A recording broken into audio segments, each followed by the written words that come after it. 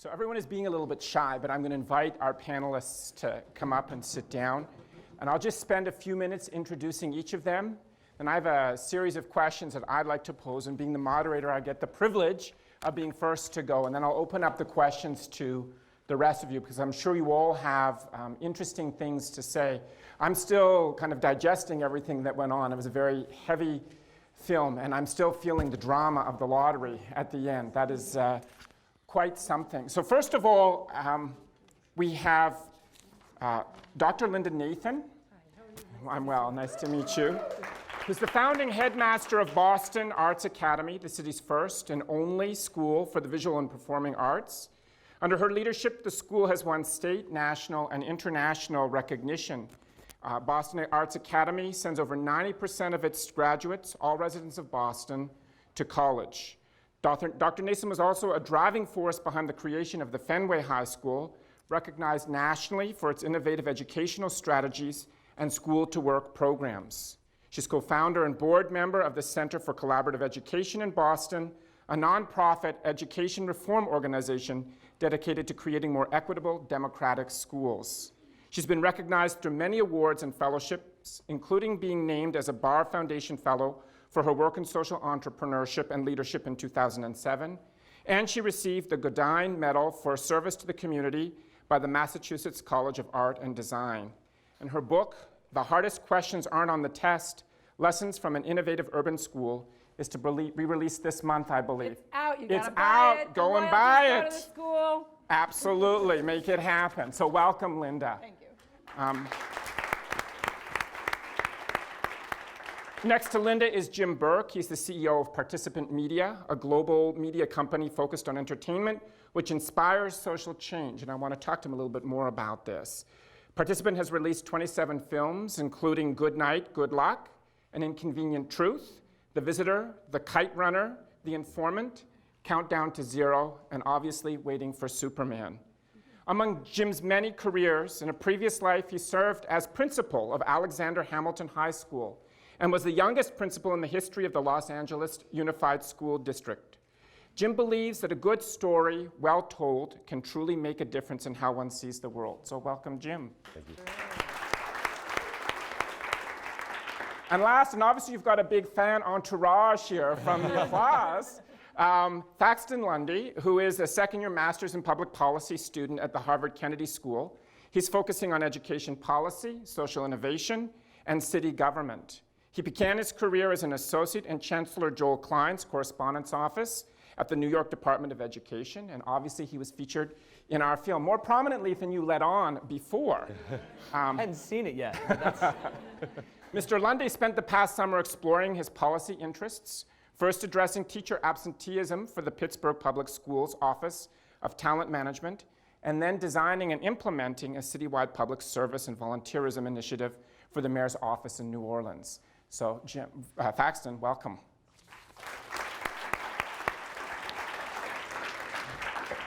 So I'm going to actually start with you, Jim. And I'd be interested if you could walk us through the social action campaign for this film. And how do you think of or conceptualize a campaign? And is it possible to identify common interests of every successful campaign? Good evening, everybody. In terms of the campaign, it really starts at inception when we look at the types of films that we want to make. And we kind of, in a little bit, we're a bit of a fortune teller in a sense that we look at what's percolating out in terms of a pressure that's building in terms of certain issues. And when we identified education, which obviously I have a personal background in history, and we approached Davis Guggenheim to make this film, and coming off the success that we had with An Inconvenient Truth with Davis, we figured he'd be the perfect guy. If he can take on global warming, he can take on the American education system. And he ran out of the office screaming, pretty much. He said, there's no way you can take on this topic. It's a big blob. It is unapproachable. It is unfixable. It's too big and abstract for people to get their arms around. And if you know Davis at all, once he gets his you get a bug in his mind, he can't let go of it. And so over a period of weeks, he came back with his producing partner, Leslie Chilcott, and said, All right, I'll take it on. Here's the deal. You have to greenlight a film. I don't know what it's going to be about.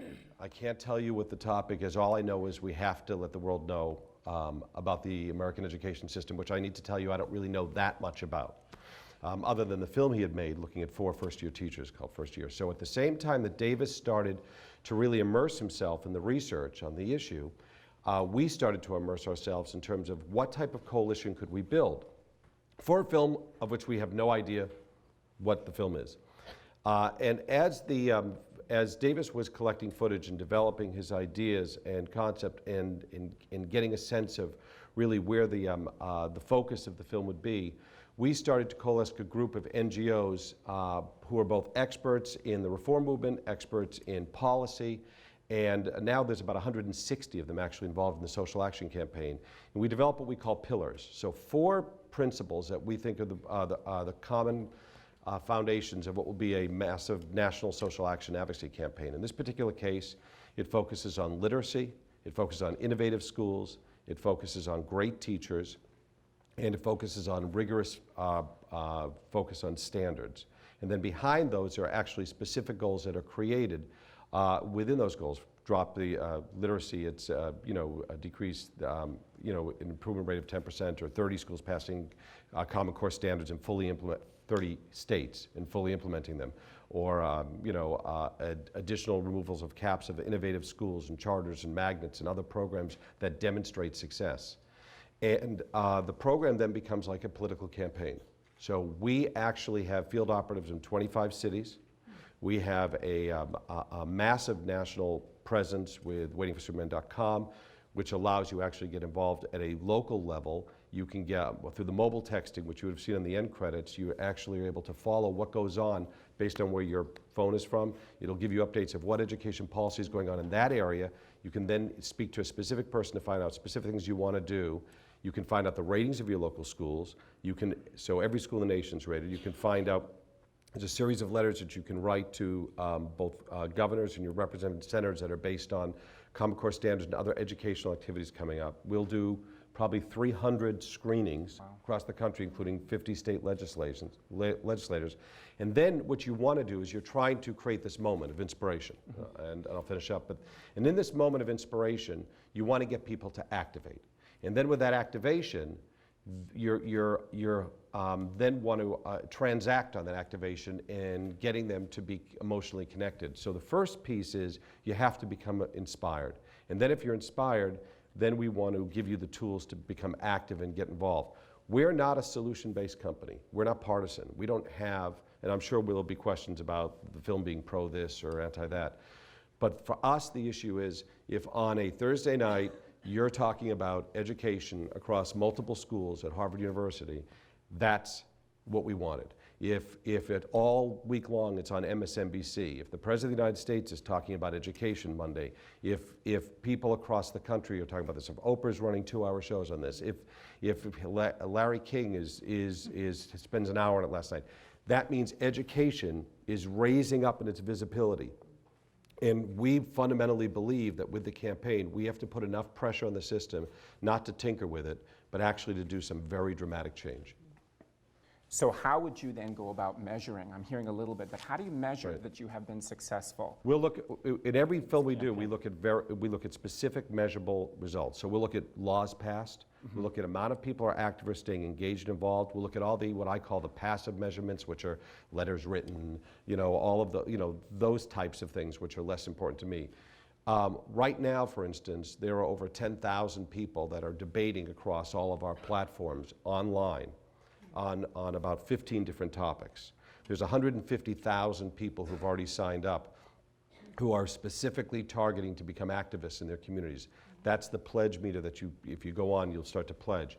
There's a series of almost $15 million of monies that are then driven by those pledge pieces. So we look at actual financial support. We look at legislation and laws and changes that occurred. We look at, well, the film covers what you saw in Washington, D.C. in the Union. Well, surprise, there's now a new contract in Washington, D.C. where the teachers are now judged in a different way, and there's a break in that piece of tenure. The rubber room is closed in New York. Teachers are still flying around. but the rubber room was closed. You're starting to see a break in some of the system, in some of the negotiations across some of the district systems. So those are the types of things that we look at. And then we actually have an independent university and a research body actually audit the film and take a look at the results and the impact that occurred. So it's pretty extensive. Terrific. It's called a return on capital, return on social capital employed. I love it. I love it. Linda, I maybe want to move to you as we talk about how this film begins to have an impact. And where do you see this film, as we kind of think more about our local Boston community, where do you see it having an impact on education outcomes for us? And what do you hope that it will accomplish here in the Boston area? Well, first of all, when I found out that you made Food Inc., my opinion of this movie changed. So I got to see it last night in the pouring rain. And I just want to make sure I do a shout out. I know it's really terrible to shout out about your own book, but my kids are really waiting for the royalty money. So you really do have to wait. The money is going to my students. And they have all sorts of Did you bring any plans. with you?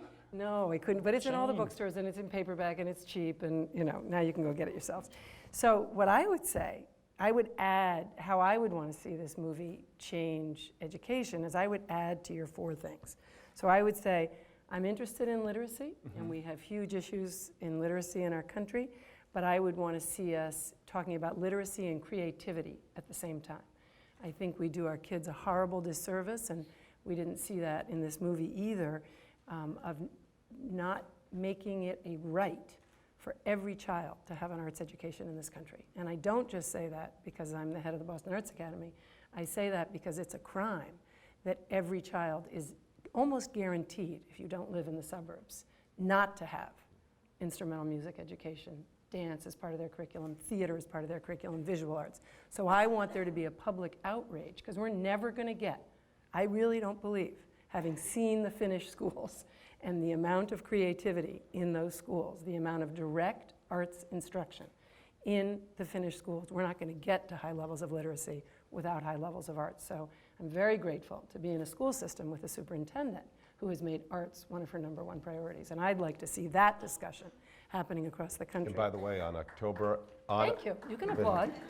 And I want to add... I just want to tell you Brought one thing your that's peeps just, No, I don't that think so. as somebody who founded a magnet school for the fine arts in go. LA, I want to tell you that on October 18th at the Wang Center is Elton John, Leanne Russell on concerts around Waiting for Superman to Yes. promote arts education, Yes, that it's it's a fabulous. mandate in every school. Fabulous. So that whole thing is going to bring focus on Great. that particular element. Great. So it's coming Thank your you. way. And then with the innovative schools, what I'd be very careful of with that platform, because I think what I worry about, and I've written about this, is the notion of teacher or principal as hero.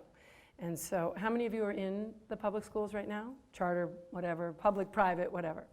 So you know what I'm talking about. And I think, Jeffrey Canada is someone I greatly admire, but not everyone's going to be a Jeffrey Canada. And so I really worry about that message, that innovation means you have to somehow be either a missionary or a hero. So I would want to talk about innovative schools that really understand collaboration and the development of professional learning communities and what that looks like. And I'm really happy to have a researcher from Harvard who's coming to look at that notion of collaboration in our school. So I worry a little bit. I love the word innovation, but I worry about what it sends, particularly to people coming out. And then I loved what you said about great teachers, because I think that is the key. So for me, the outcry should be and this is a place where I feel, not in Boston, not in our policies, not anywhere. There was a teeny period in Massachusetts where we said, we want to take second career people and we're willing to pay them more, we're willing to forgive loans, and we want them to go into teaching. It didn't work. The Finnish do have that part right. It really is true that the top third go into public education. We don't have that right. That ought to be, folks who know Massachusetts, Fitchburg State still produces more teachers than any other institution in Massachusetts. And then I would say, when you said standards, I would just want to flip that and say, yep, but what I'm really interested in, and I didn't get it here enough, is the question about student engagement and teacher engagement. So I'm really interested in what does it take to create that relationship between teachers and students? And some of you I do know in the room really know how to do, and I missed that. It wasn't nuanced for me, and that's got to be what we all are talking about. And the other piece that I loved that we don't see enough of, and that I think in Boston we're really working on, we now have a parent university in Boston, it's really pretty cool, is that question of what does parent engagement look like? And I sort of got pulled into it in the film, but not in the ways, and do you want me to stop? Yeah, and no, we'll no, come go to ahead. that later. But I feel like, at least in my 32 years in public education, I have a sense, a little bit, of what it takes to engage parents. And I think that the first lesson is don't expect parents to come up to the school. In fact, that language is the way parents talk. Parents talk about coming up to the school. I'm really interested in all the ways that teachers and administrators go out to parents. And that's a conversation we still haven't had. You know, our parents, most of them have 3 jobs. So we don't have a parent council, we have a family council. That's really an important distinction. And why do we get 85% of family members to twice-a-year narrative conferences? Because the kids come. So it's a kid family member advisor thing. That's a very nuanced way. And what I got from this was the desperation, but not the kind of strategies that I think lots and lots of schools really have. So I'll stop for a minute, sorry. And I want to come back to this because I like this concept of engagement. And it sounds like there's 2 levels of engagement, one between the parents and the school, another between the students and the teacher. And I'd like to explore this a little bit more. Thackston, I'd be curious to hear from you, given your experience in different public school systems, whether or not there are current challenges within the system that you feel perhaps weren't addressed in the film that you would like to have seen be explored in the context of this film. So first of all, I'm so pumped to be here. Thank you for listening to me talk about some of my experience. Don't you go to school here? I do. Okay. I do. Yeah. Jason helped me out, got me in this chair. And let me also say that my experience in districts and charters is pretty minimal. I worked for 2 years in Chancellor Klein's mailroom, replying to his mail. I then spent this past summer for 2 months working in the HR department in Pittsburgh Public Schools, and then for the last 3 years before school, I worked in a charter school. So I've got a different kind of perspective on things, but I by no means have a wealth of knowledge. So I think we thought about autonomy, and I'll answer your question sort of indirectly, but we thought about autonomy at our school in some pretty basic ways. We thought about autonomy when it comes to how we spend money. We thought about autonomy about who we hire, the people that we get into our building. And we thought about autonomy from the perspective of what we teach. And that's essentially, in this clip, that's essentially how I explained it to our families.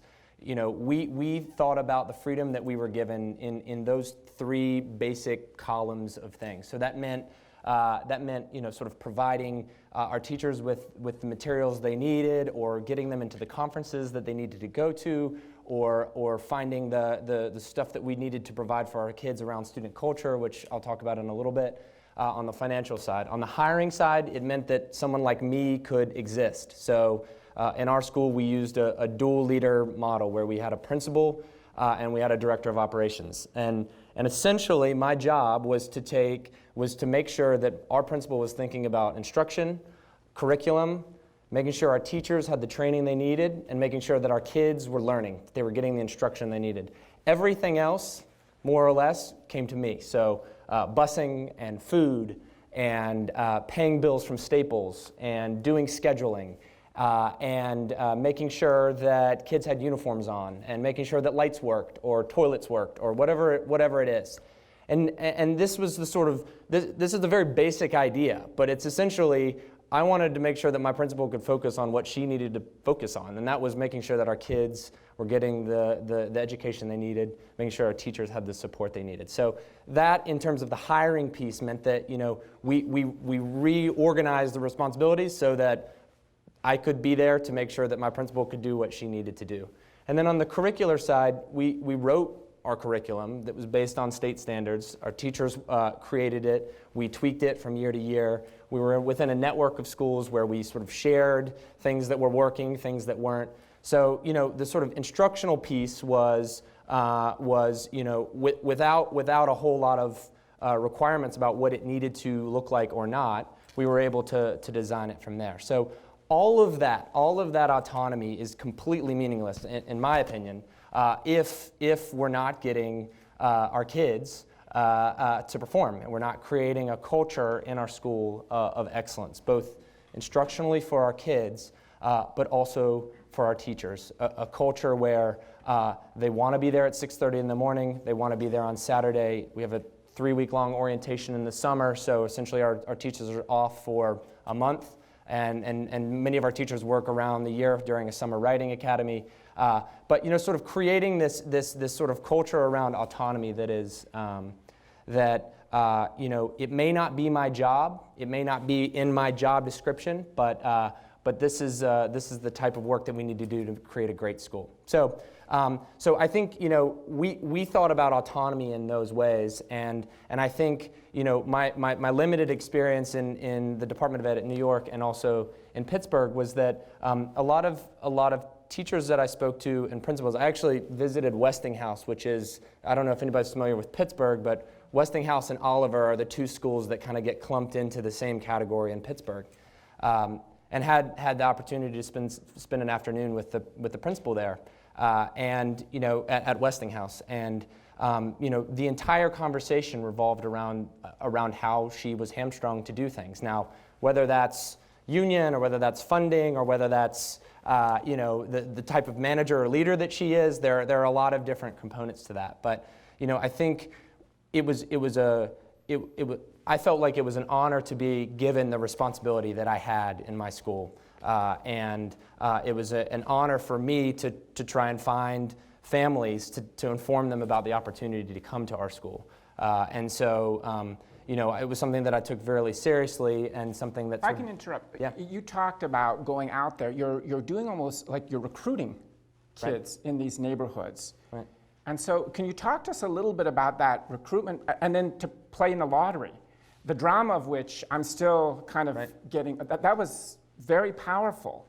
And so what do you think about going out and recruiting these kids, and you're basically trying to recruit them from other schools, then have them play in this lottery, and we see I think it's more difficult to get into some of those schools than it is to get into Harvard College. So I think the most basic point is that I despise the lottery. I don't want a lottery in my school. I wish in any school. I wanted to be able to provide every kid and every family that I talked to a seat in our school. We accepted 75 students each year in our 5th grade. We got about 3 times as many applicants as we had spots, and the lottery was a devastating process. Mm-hmm. I was responsible for making sure that the lottery ran without error. And from time to time, people who wanted to know about lotteries wanted to come and visit to sort of watch this process, what you saw on the screen. It was a very difficult process to be responsible for and to manage and to watch happen. There were cheers and there were lots of tears. And so, as an administrator and as someone who was responsible for trying to find families to get into the school, very complicated mess of emotions that go with that. My feeling on this, outside of the policy, outside of the Kennedy School, outside of Harvard, my feeling on this was a really basic one, and that was we were really fortunate to have the opportunity to provide a great school. And we had a lot of people who were excited to support it and work really hard to make it great. Merely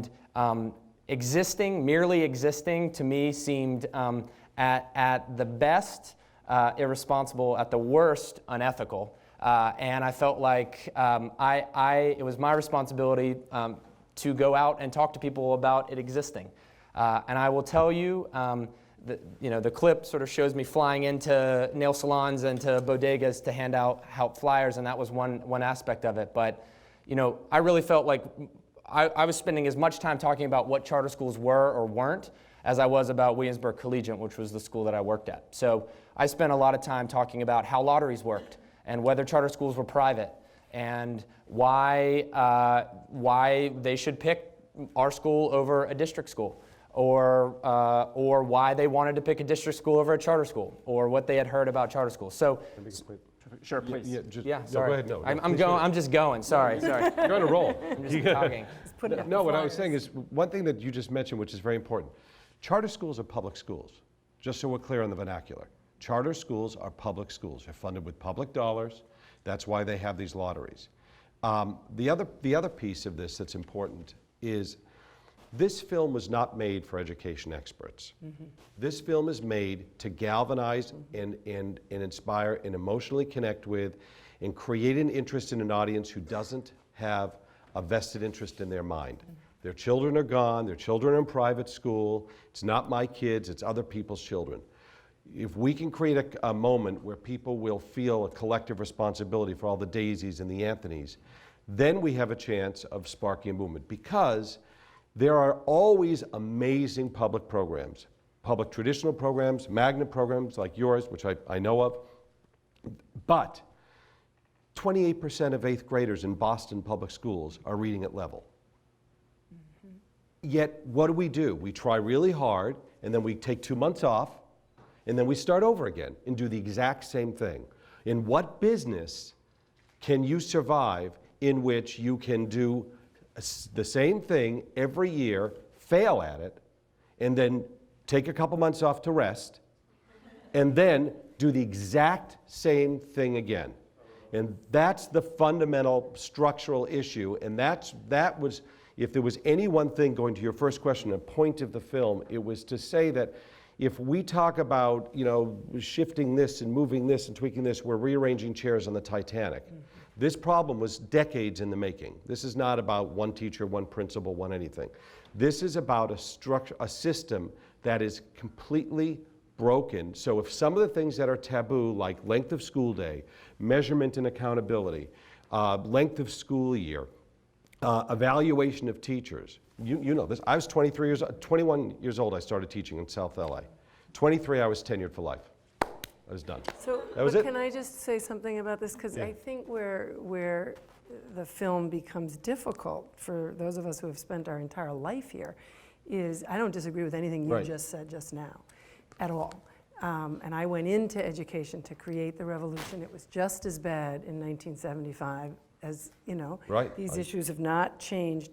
But I guess, and I don't want to critique filmmaking because I don't understand it, but I guess I would have wished for more nuanced showing of it, because I think it's somewhat irresponsible to just have it be charter schools, for example. Right. And I just feel like no one called me. I'm not a charter school. But you know why Davis used that, though? First of all, if he made the film he wanted to make, it'd be 13 hours long, covering all of the different elements. He could have found. I'm just, and that's the one piece. And the second piece is the idea of what you said about the lottery. Any child who has to go through a lottery, magnet school lottery, that isn't, or has to leave and escape to go to private school, that's a tragedy. Most school systems are done by lottery. Right. So, to me, that's not the issue we should be discussing. No, what I'm saying is every child's entitled to a quality education. I agree, but to focus on, to me,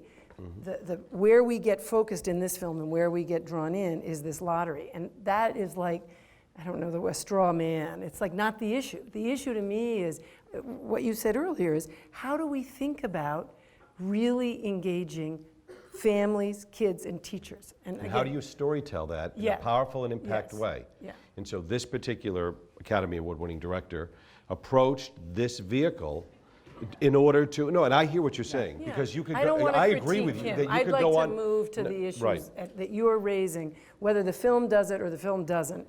Right. I love the idea, and maybe this is where your organization can be really helpful. I haven't been on the website to see all the ways you could sign up, but I sure hope that what I learn when I sign up is that there is a plethora of amazing schools, charter, private, Yes, public. the answer is yes. Okay, good. That you get involved with, and I Yes. hope that the questions that I, as a viewer, begin to get asked. Because I think parents, this would be such a service if there was a list of questions that every parent should ask when they go into schools. We need like really basic stuff. I get calls all the time, parents saying, when I go into a school, what should I look for? What should I ask? That to me would really, really engage. Right now, we have parents that are so stressed out that the idea of even asking a question of a principal or a teacher is the furthest thing from Just their remember mind. that charters don't own, I think you'd agree with this, or maybe you won't, but charters don't own successful schooling. No, I agree. You know, what the focus or the points that come out is if you extend the school day, Yes, I love immerse that. the students I in a rigorous curriculum, Yeah. which means there has to be some evaluation, testing of performance. If you do, and you put the best people on the front line, I both agree. administrative, teachers, and principals, you're going to have success in any type of environment, in a trailer in the parking lot. You put those elements in place, and so nobody owns that formula. Hopefully, what was communicated was those elements. If we do those, that we can fix this thing, because that's the good news. It's not like there's no solution. There is a solution. It's happening, as Jeffrey Kenner says, everywhere across the country in pockets. It just can't be exceptions to the rule. It has to be the rule, which means there has to be systematic change. So one thing that has come up in what each of you has said indirectly is this notion of a new culture in education, you with your engagement, and then both of you, in fact, you mentioned specifically culture and this change in culture. And I'm wondering how this film helps us to begin, whatever this new culture is. All three of you have either directly or indirectly referenced it. And maybe, Linda, I'll start with you. What is this new culture?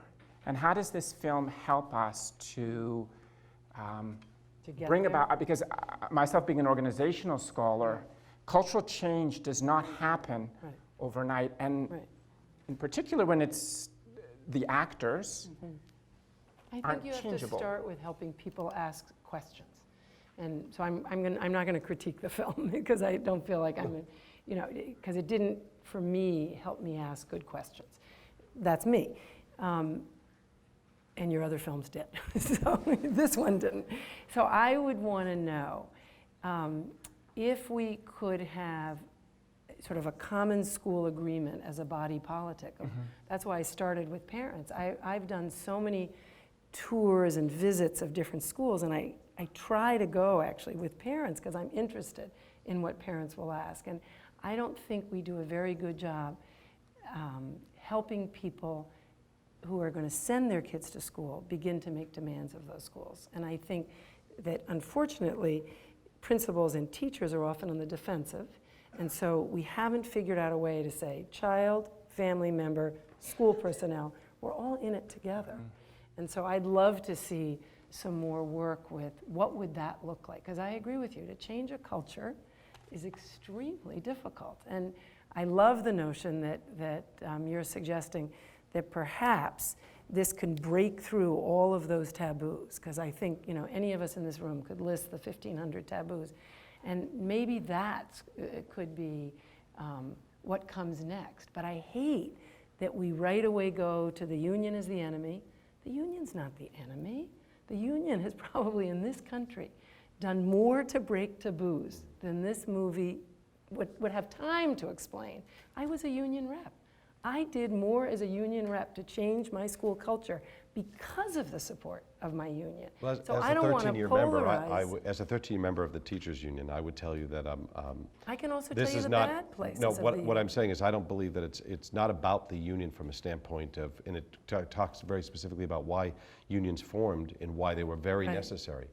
It does focus on one element of tenure in the idea that all boats rise together irrespective of Right. performance. So it's not taking on the union, it's taking on the concept of what you're talking about of accountability. That's really what the focus is, because going to the world you live in, cultures evolve, or if they're stagnant, revolution occurs instead of evolution. And education has been relatively stagnant.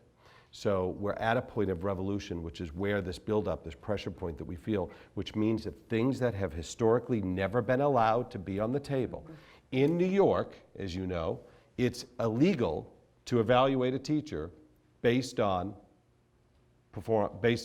test scores. There are 15 states that have restrictions that limit the evaluation to anything but seniority. So there are some fundamental things that have been off the table that are going to have to go from all parties, everybody, that are going to have to go on the table. Why evaluating teachers, to me, that's a very black and white. I wouldn't want to be evaluated by test scores, and I was an excellent teacher. I'm not suggesting that that test scores are an answer. What I'm suggesting is that there are things that are off the table. We talk in big platitudes in the education. Educators, we always talk about children and what's best for them and everything else. And then we immediately go into a huddle in a protection mode. Instead of saying everything's on the table, what's the right model? What's the 360 approach that takes teachers and parents and community and incinerating all of those things together to look at how we should evaluate performance. So that goes to your question of culture. Absolutely. So Right. that's the same, I think we are saying in some ways the same thing. If you can say to all of the actors, what are the central questions, right? We did a very interesting thing when we founded our school. The school's leadership team included our director of student support, which in most schools is unusual because we wanted to make sure that the artistic, the academic, and what we call the wellness component had the three-legged stool.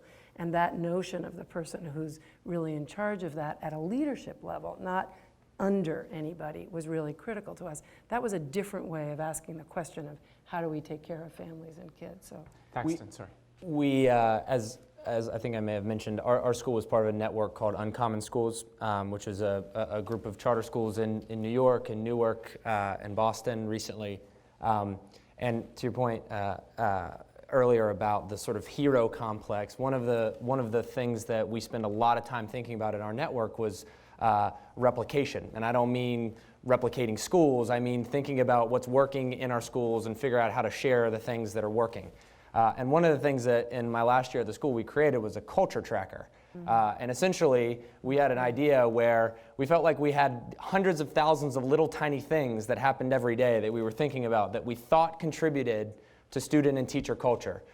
We didn't really know how to quantify it. We didn't really know like kind of what that looked like, but we thought, for lack of anything else better to do, let's just write them down and sort of see if there's any trends in what we're learning. So this is everything from having a supply closet where teachers don't have to check staplers out. They can just walk in, get a stapler, go back to their desk, staple, keep the stapler. This is everything from having floors cleaned or having college banners in the hallways that are or having homerooms named after colleges. In fact, 2 years ago, if you would have gone to our school, you would have found 26 fifth grade students from Brooklyn saying that the only college in the world they wanted to go to was University of North Carolina at Greensboro because their teacher went to UNCG and that was the name of their homeroom. So anything and everything that we thought had some kind of connection to culture, we wanted to capture it on this document. Now, the obvious next question is, well, so what do we do with this, and why does this matter, and how do we, and where do we take this?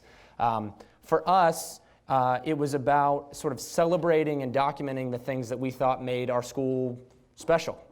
It was about the stuff, and every school, doesn't matter whether your district or charter, has things like this. I mean, some of you have probably read about Brockton High School here in Boston, who's been in the news recently about the amazing results they've had with 4,000 kids and 300 teachers. Now, as a director of operations, I cannot imagine managing 4,000 kids and 300 teachers, and there are wonderful people that are doing that. But essentially, from my 3 days of learning about Brockton and kind of understanding about some of the research that Professor Ferguson has done is that essentially this is a culture change. This is a culture change in the school of creating an environment of excellence. And so, I think for us,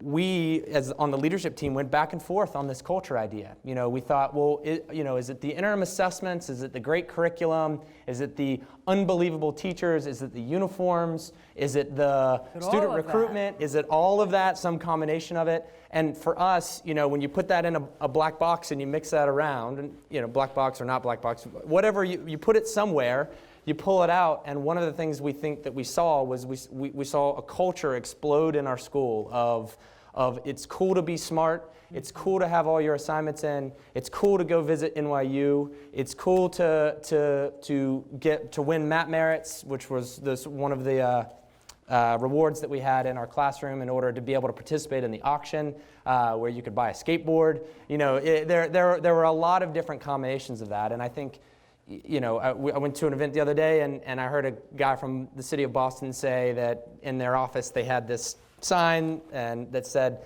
"Culture eats strategy for breakfast." I don't know how that really applies to my school, but I do know that the culture piece, both students and teachers feeling like it was the only thing in what they wanted to do in the world was to create a great classroom. That was my goal, and I really worked in service to that. The principal and I were there to sort of create an environment where that happened and where the focus could be on your classroom and on your kids, period, full stop. Something I found interesting was this statistic that in X number of years we aren't going to have enough skilled labor to, yet we didn't talk about, at least it didn't seem to be implied, that could also be teachers in classrooms or trained teachers in classrooms. And I think one part of the puzzle that seems to get away scot-free is the post-secondary, where do teachers go to be trained? And I'm thinking here now, how do we become, as institutions of post-secondary education, how do we become partners in this? Because in all of the conversation today, it really hasn't been mentioned, except for where the tenure system came from, which we seem to have invented. And then I'm curious, your thoughts about what is the role of the post-secondary education system in this country. One thing that's interesting is a third of the teachers are going to retire over the next, it's going to turn, just based on just age and timing, that these 3+ million teachers, 1 million of them are going to, over the next 10 years, change. So it's going to be the most dramatic shift in teaching. So there's actually an earthquake happening in ed schools across the country because of the fact that everything that they've been taught has been under attack because they've done this conventional 4-year undergraduate, then a 2-year, you get your teaching credential, knocked sideways by Teach for America and some of these other programs of direct in the classroom that you've talked about. So they're now taking a look at of really becoming, really shifting the way that they're training teachers. But there was something that was mentioned that I think you mentioned, or maybe you'd mentioned about Finland, and that is the issue is if the top third are going into education, and in our universities, the bottom third, generally are running towards that career, there is a shift that goes beyond the ed schools. Right. It's about the profession itself and the impact. Because the heroes aren't Jeffrey Canners, they're the teachers in the classroom. You ask any kid who's, any of us, who do we remember? Do we remember our principal? Or do we remember that one teacher, that two teacher? Those are the superheroes. But one of the interesting things, I was the one who mentioned the Finnish thing, because one of the absolutely I was aghast at this. In Finland, there are no standardized tests till 9th grade. None. Yeah. And when you ask teachers, I almost couldn't believe it. And I kept asking everywhere I went. And I said, but you have standardized curriculum, right? No. Every teacher in Finland, kindergarten through 9th grade, selects their own curriculum. They have national standards, but no thing about, I kept pursuing that question. That's so different than what we have. So do you think, though, it's, and then I'm going to open it to questions, that it's the autonomy in our system, that lack of autonomy, that's keeping bright college kids from... Michelle Reese says that it's this huge bureaucracy, and we don't pay very well. It's all about money. They pay really well Sadly. there. Yes, please. I want to say something following this lady. No, Linda. It's not about money. Excuse me? No, it's not about money. What's it about? I'm a school teacher of 20 years. I came from China.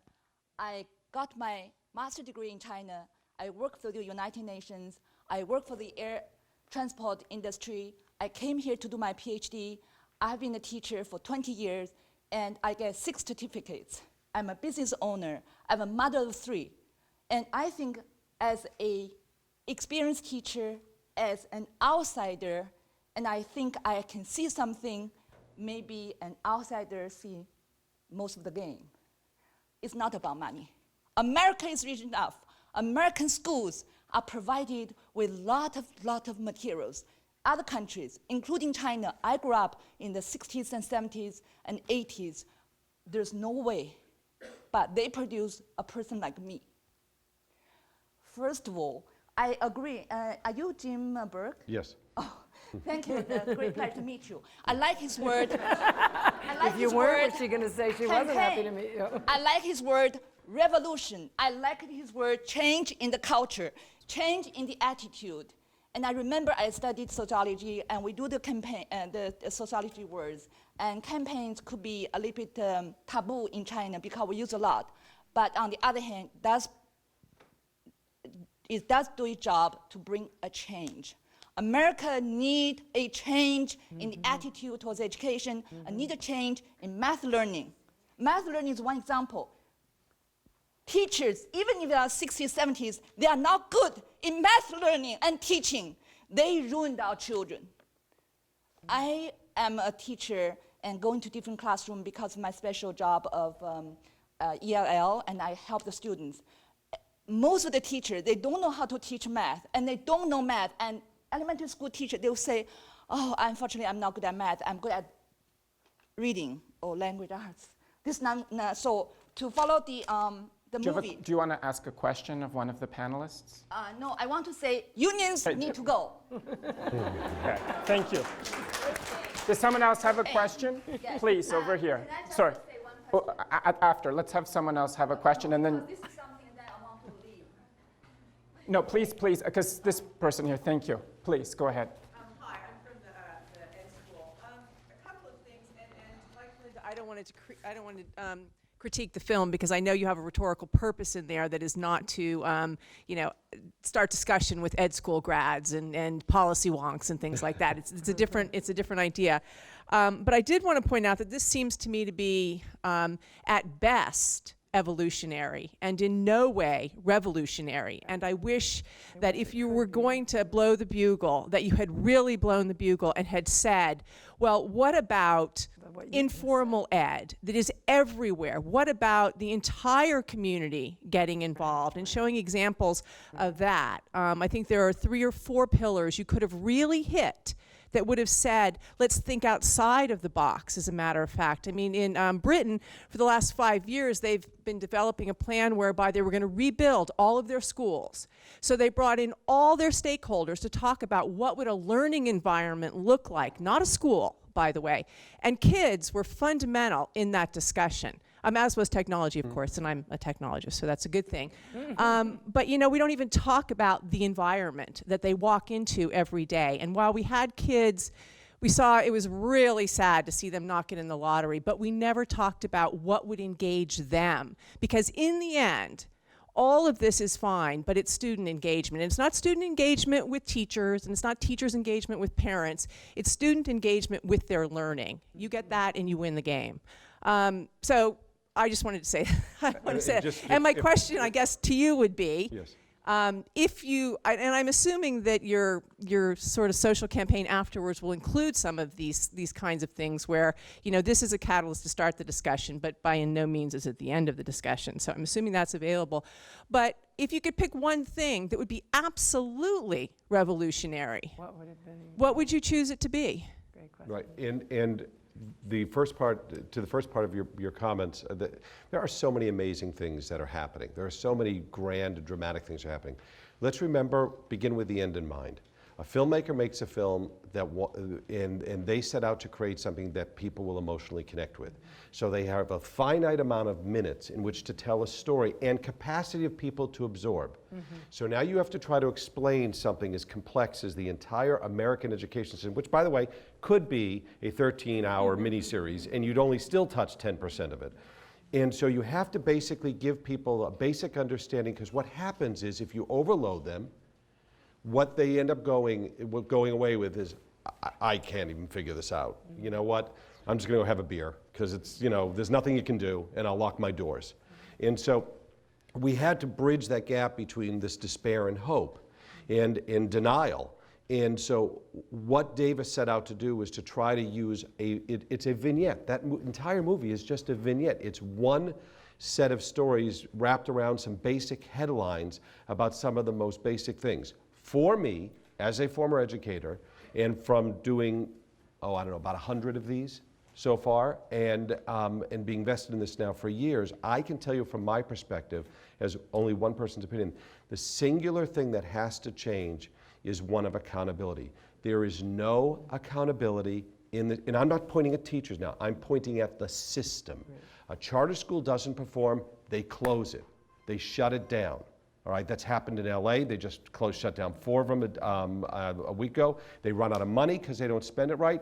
They run out of money. They go out or they have to be absorbed or bought. It follows more of a capitalistic approach. And I'm not suggesting that the whole system should shift to that. Or that charter schools are the answer. I'm just saying that there is no accountability other than we tried hard and we care. So to me, it's absolute accountability. A principal who isn't performing at whatever the metrics is determined by the community, the solution, whatever that is, shouldn't be there. An administrator shouldn't be there. A teacher, a custodian, anybody else, whatever it is when we're talking about children, if they're not performing on whatever we define as performance, they can't, as Michelle said, you don't get the privilege of teaching our children or being around education. That's just my opinion. I was sort of curious what your one thing would have been. That's a great question. Well, I guess the top one thing would be the blending of formal and informal education and using the community as an incredible resource, both in buildings and That's a little more social capital and intelligence and all of that kind of thing. Gotcha. I think that's more revolutionary. It's right. Well, it's more but visionary. it shouldn't be. In some It ways, should just I be guess. common sense. This woman at the back.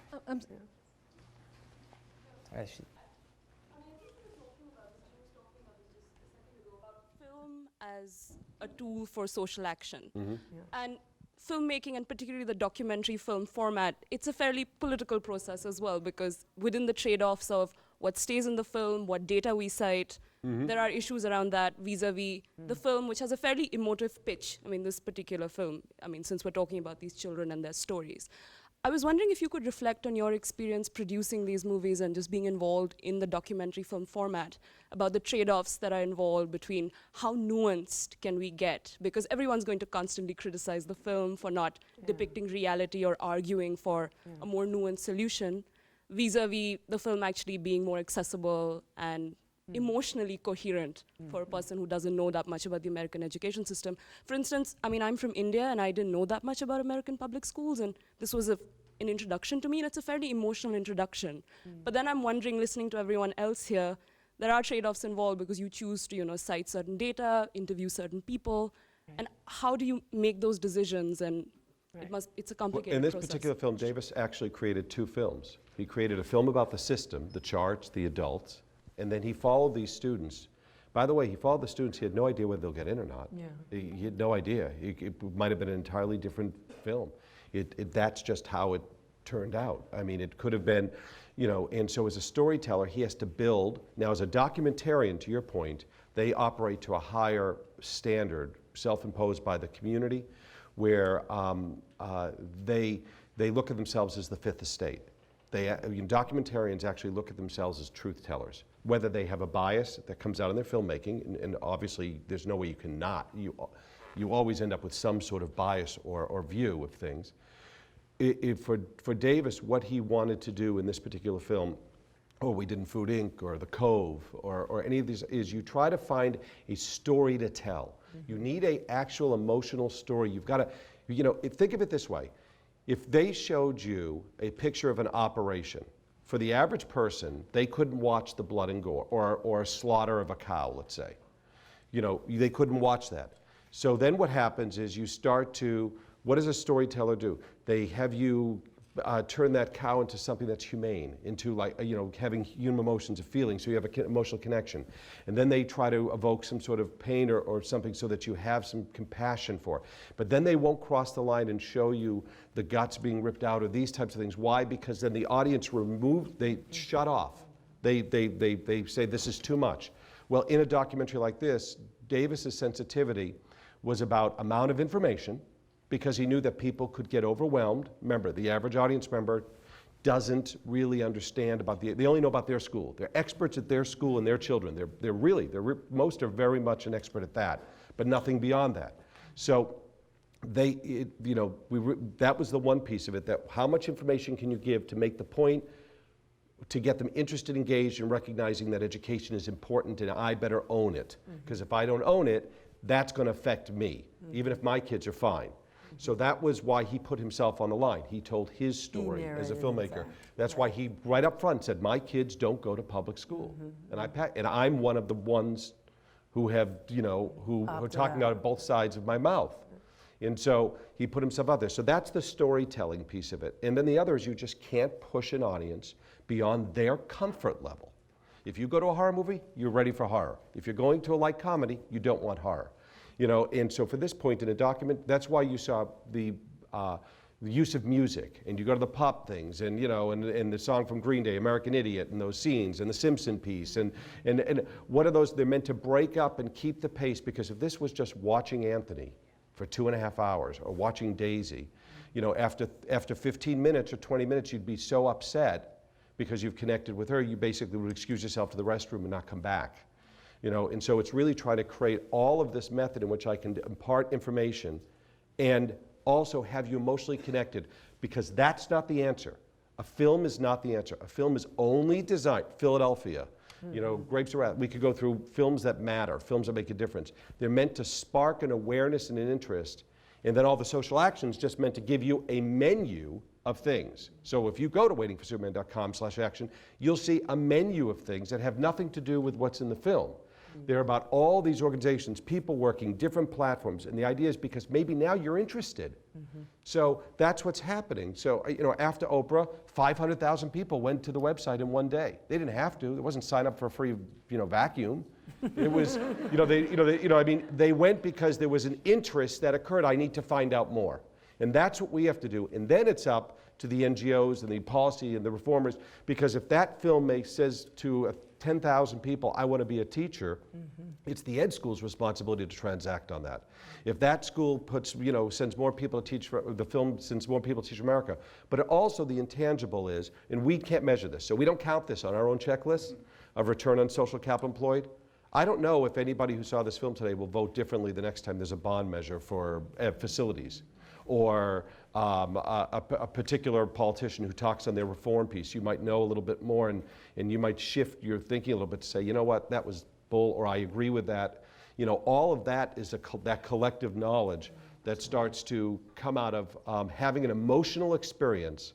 So now, just like a piece of music transports you back 30 years, hopefully there's something in that film, if it caught you, and it never catches 100% of people, and it catches them in different degrees, if it catches you, you then now have some connectivity where it's just going to make you feel a certain way of why I have to do something, why I have to listen a little bit more, why I have to pay attention on that particular issue.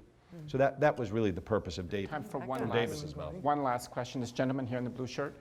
Last 3 years, I've been on the steering committee of three schools in Rochester and the board of our own common school, Rochester Prep. What I've seen is the destruction of the school system, and being on the steering committee, and I'm not saying the Boston unions are like this, but I would say that the contract is a terrorist document, and I've seen criminal negligence by the union. Our system is it's protected by silence, by union propaganda. Is there any way that you can get this film into every church in Rochester and Boston, New York, every Rotary, every community organization? Because if we're really going to change things, it has to be the entire community that sees this, that understands it's not the parents' fault. It's tenure, seniority, due process, and work rules. Yeah, there is a multi-million-dollar national campaign to take this out across. It's actually a very large religious outreach, because the interesting thing in piece is this film has, Bill Gates, Ford Foundation, yet on the right, then on the more liberal side, Fisher and Broad, and so you have those moderates, and then it has Phil Anschutz, and then it has Robin Hood, and it has all of these foundations that have come together. It's almost like the animals that usually eat each other, but they'll come to the watering hole because they respect that's the common thing that they all have to have, so that's kind of neutral territory.